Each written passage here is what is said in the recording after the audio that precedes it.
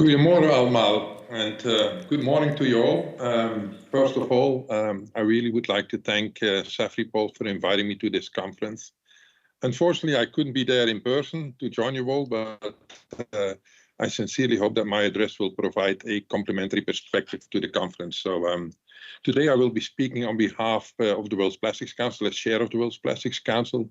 That's a position I assumed about 2 years ago, and really intend today to highlight the role of the World Plastics Council, but more particularly also our view on the global challenges we as an industry are clearly confronted with. And I think that's going to be really the essence of what I will be talking about. What you're seeing here is, I think we all realize that we are facing complex challenges as an industry. We are at crossroads, being challenged by not only policymakers, but also environmental groups and the public to really transform our practices, meaning the way we use, the way we produce, and the way we discard our products. And I think in that entire dialogue, and particularly leading up also to the discussions on the global plastics theory, where I'll go in a little bit more detail later on, we do realize that a united voice for our industry is essential. And if we really want to successfully navigate all these issues, we need to unite behind that strong and global voice. And that is what we believe that the World Plastics Council is offering, to be that global advocate, as we are the only organization that really brings together the entire industry under that global umbrella, enabling the future of our industry through direct dialogue, engagement, and aligned communications with all our stakeholders, whether that be policymakers, NGOs, and our entire value chain. As you can see here, we are definitely not alone. Over the years, we have built up a significant network where we can really rely on, and that is going to be critical for our outreach. We are having support from the American Chemistry Council, which represents, of course, the American chemical companies. We have the Gulf Petrochemicals and Chemicals Association that brings together the downstream hydrocarbon industry in the Arabian Gulf. Secondly, also the Plastics Europe, and Plastics Europe is really representing the European plastics industry.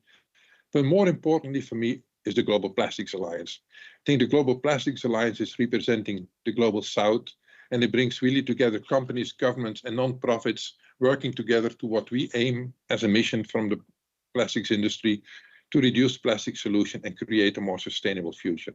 And finally, also the China petroleum and chemical industry is something where we are connected with, and they really represent local associations in the petroleum and chemical industry in China. Where I want to elaborate a little bit more on is partnerships, collaboration, and bold action. Actually, only in 2024, we have started to intensify our cooperation with the Global Plastics Alliance, and that actually was reinforced by signing a memorandum of understanding at the beginning of this year, where we really included the Global South in our network and really wanted to have them as an extension of our voice. We are having monthly dialogue to ensure that we have an aligned perspective on how we want to go forward and continue that knowledge building and on the ground work where the Global Plastics Alliance is so powerful in.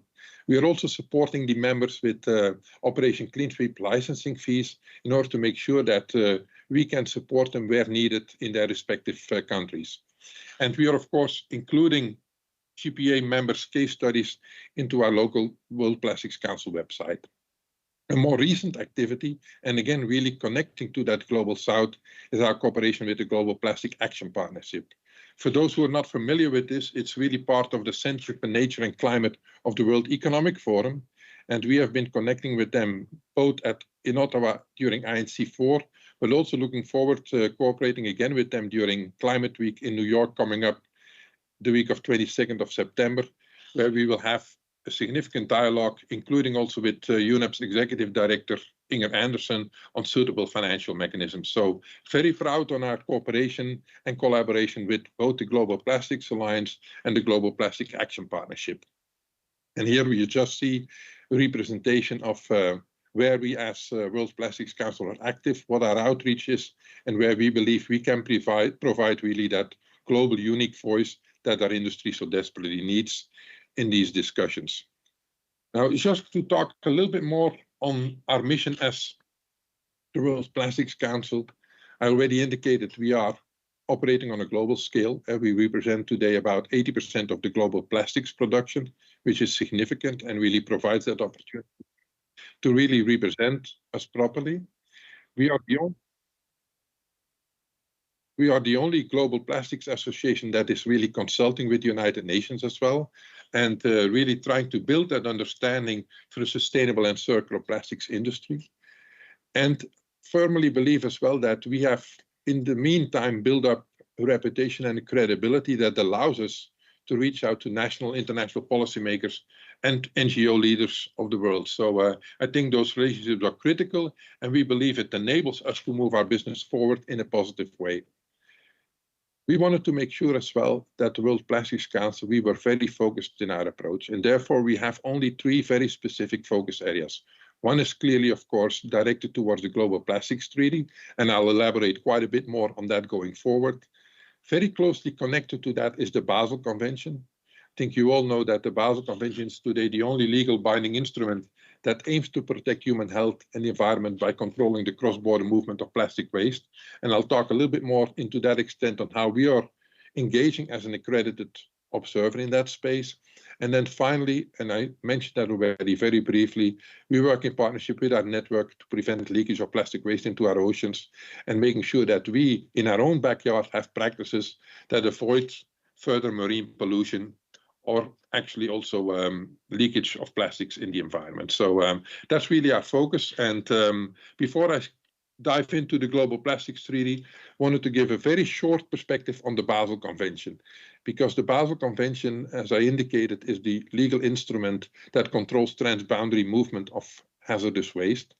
And very recently, also in 2023, we wanted to make sure, as we want to create a circular environment for our products, that chemical recycling is included into the Basel Convention, because we desperately need the movement of plastic waste transboundary in order to make sure that we can address our products where infrastructure is available. Currently, as most of you are aware, chemical recycling section is bracketed, as a no consensus was reached on the environmental sound management of chemical recycling. We believe WPC has therefore a unique opportunity to continue to educate global policymakers on not only the benefits of chemical recycling, but specifically also to address the many misconceptions that are currently out there.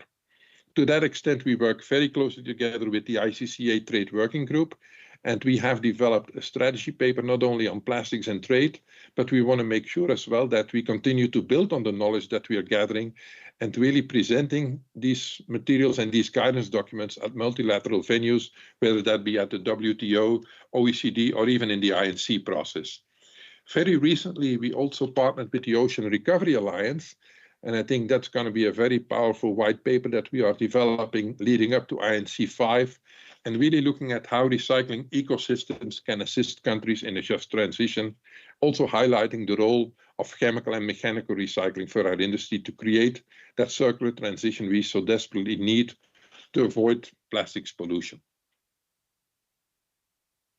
Now, as an industry, I think it is clear to state that we are united. We are united in our belief that creating a circular plastic system effectively addresses plastics pollution, while maintaining the many benefits plastics offer to societies, industries, and economies around the world. And by leveraging an integrated approach to circularity, one not only unlocks the value for global economies, but we believe it also effectively mitigates the environmental impact of plastics. And allow me now to go much more into detail on the Global Plastics Treaty. I know you've spent yesterday already quite a section on the Global Plastics Treaty, but I hope my discourse will give you a little bit more insight on how we as the global industry are trying to work towards getting an ambitious but yet an equitable outcome of these discussions.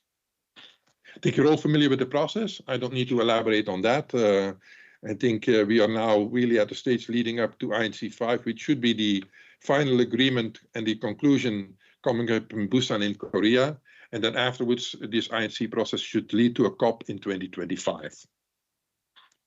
Wanted to give everybody, nevertheless, also a little bit of perspective of what we are confronted with. So showing you here just a few pictures of how we as an industry were welcomed in Ottawa. I don't need to add much words to these pictures, but that was really the welcome that we received in Ottawa. And on the next slide, you will see even a further extrapolation of that. Quite a few messaging related to screening of Plastics People movie. All of us experienced flyers at our hotels, really warning other participants of Plastics Treaty delegates, and then of course protesters in front of the Congress Hotel, really trying to influence the delegates that were taking care of the development of the INC process. So I think a very toxic and aggressive environment, and it's something we have to deal with, and we have to realize that it is actually very important that only with facts and figures we will not be able to influence the general public and the policymakers. We need to make sure that we move away a little bit from our head to our heart as well, and bring in also that emotional component in our discussions.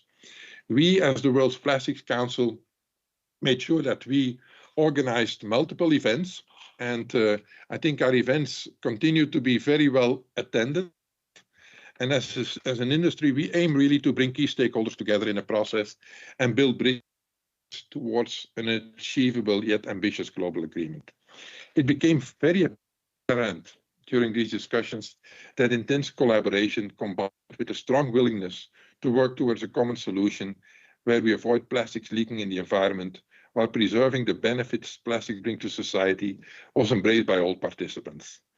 And in order to achieve this, we discussed key topics, and I think everybody realized that an appropriate legislative framework that leads to us placing value on plastic waste was critical. We all know and we realize that we are lacking highly needed waste management infrastructure and recycling infrastructure to make this transition a reality. But also we realize the shortcoming on suitable financing mechanisms. So that definitely was a focus element as well. And to achieve circularity, I think we all know we need to design for it. But all of this will not be effective if we don't see behavioral change with regards to discarding plastic waste. And therefore, there is an important role for us also in education. And finally, to support this transition, we need transparency in our communication and reporting on the progress that is being made. Just want to very briefly also demonstrate a little bit what we, as the World's Plastics Council, have developed as policy recommendations. We are actually proposing very briefly 5 key measures that we believe will help to achieve a circular transition while overall improving the sustainability of the plastics value chain. First of all, that is, to achieve circularity, as I indicated earlier, we must design for it, and therefore call for globally standardized criteria on the design for circularity.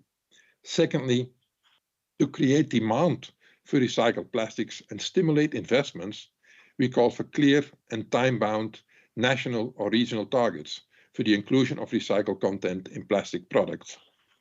As a third criteria, and this is definitely something that has gotten the attention during the intersessional sessions that happened in Bangkok just a couple of weeks back, and I will elaborate on that later, develop criteria to determine whether plastic applications are avoidable or problematic, that are only based on national assessments of the waste management hierarchy and the socioeconomic value of an application.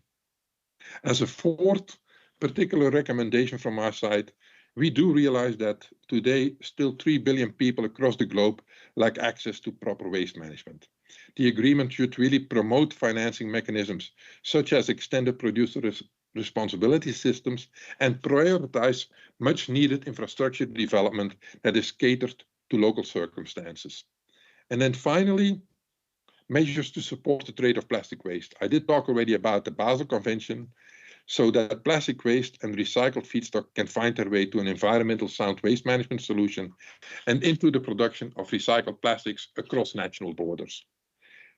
However, having said all these policy recommendations, we also recognize that creating systemic change to end plastics pollution requires really every actor in the ecosystem to do their part, and that each of us may have a different perspective on the solutions that this agreement needs to deliver. Our aim as World Plastics Council really continues to further identify commonalities and opportunities as key building blocks for how a shared vision for a legally binding global instrument to ending plastics pollution really would look like. Let me now switch gears and come a little bit more to what is happening recently and provide a little bit of perspective on our expectations with regard to INC5. As you all know, at the end of INC4, there was a clear call for fleshing out of the principles for a sustainable finance mechanism framework and the financing resources that were going to be needed to meet the investment required to implement the treaty. And secondly, there was a focus on tackling and managing problematic plastic applications and chemicals of concern. This resulted then in the setting up of intersessional work that concluded about 2 weeks ago with a 4-day in-person technical expert session in Bangkok. I think it's fair to state that the discussions in Bangkok were more on a technical level and led to listing of possible policy interventions and ambition levels. We are awaiting a final report that is supposed to be published on October 14th, but some insights that we have gathered I will present, but just to want to make clear as well that no concrete solutions or conclusions were made so far. I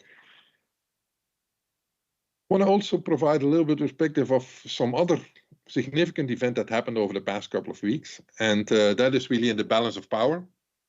I think you all heard that in August, just a couple of weeks ago again, as national delegations started to engage in technical discussions to prepare for the 5th round of negotiations, the US, the United States, announced a shift in their position. And the US is now also supporting measures to reduce the production of plastics. Previously, the US had remained neutral on this point, really advocating for measures to reduce the consumption of plastics. By taking this new stance, the US is no longer in a position to broker compromises between opposing groups of countries, and I believe further the consensus building that is needed to get to a final agreement. We all know that many countries and many producing countries that include China, Russia, the Middle East, remain firmly opposed to production caps. And the change in the US position is unlikely to change the outcome, but we fundamentally believe that it will cause renewed debates during the next round and unfortunately prevent progress to be made. Focusing on such a controversial topic, we believe could cause again delays, whereas INC5 is supposed to be the final round for the Treaty on Plastics Pollution. So if I want to summarize a little bit what we have seen as outcome of the intersessional work, despite the absence of currently having already the specific reports, I think information on discussions with expert group 1 remained really limited. And we really hope to know more once the publication of the final intersessional report will be available next month. But one thing is very clear. A robust financial framework is going to be needed to support the 2.1 trillion investment that is going to be needed to eliminate plastic leakage and bolster downstream initiatives by 2040. What we do know, and that we all are convinced of, is that we're going to be needing all financial mechanisms and tools that should be considered. That includes public and private investments as complementary roles in the implementation of the international legal binding instrument. It will include blended financing models, and without a doubt, it will include other mechanisms such as potentially taxes, fees, plastic credits, a global plastics treaty fund, or even EPR schemes, because it will be important for the international legal binding instrument to create an enabling environment for private sector investment to unlock new sources of capital and redirect existing capital flows. So this is definitely going to be a challenge and a focus area that hopefully will get some consensus during the discussions in Busan, where there was a lot of discussion and a fair amount of work being done was really covered in expert group 2, which really investigated how to identify problematic plastic products and chemicals of concern in plastic products.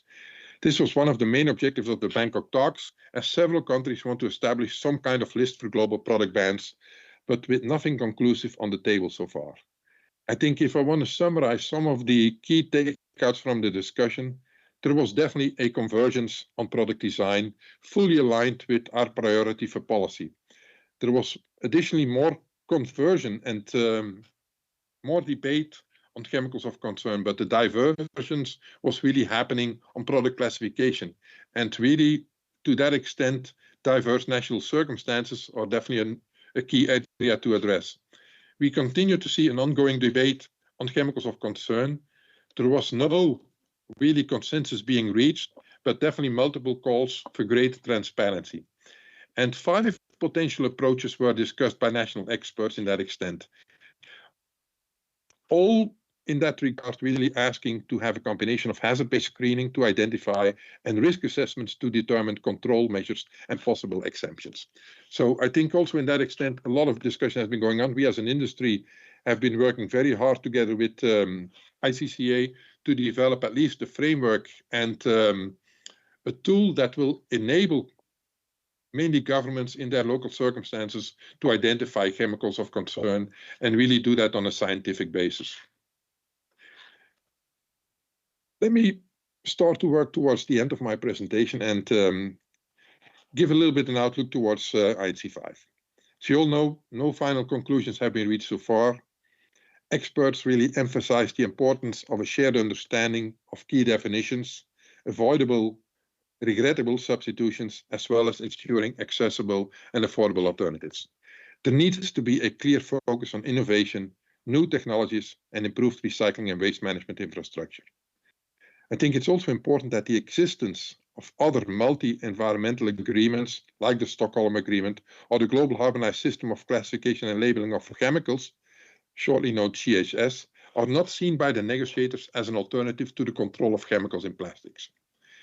There appears clearly to be a convergence around control of chemicals in plastics, albeit with different levels of ambition under consideration. I think adopting a constructive middle ground position is advisable, exploiting the current shift in positions globally. So let me conclude simply by stating that at the World Plastics Council, we pride ourselves on our role as a convener. Global dialogue on issues of this magnitude are essential, and we very much hope that events like this conference really contribute to advancing all our individual understanding of the challenges facing us and the solutions available. May we be united, not divided in this endeavor. Thank you all for understanding and for listening.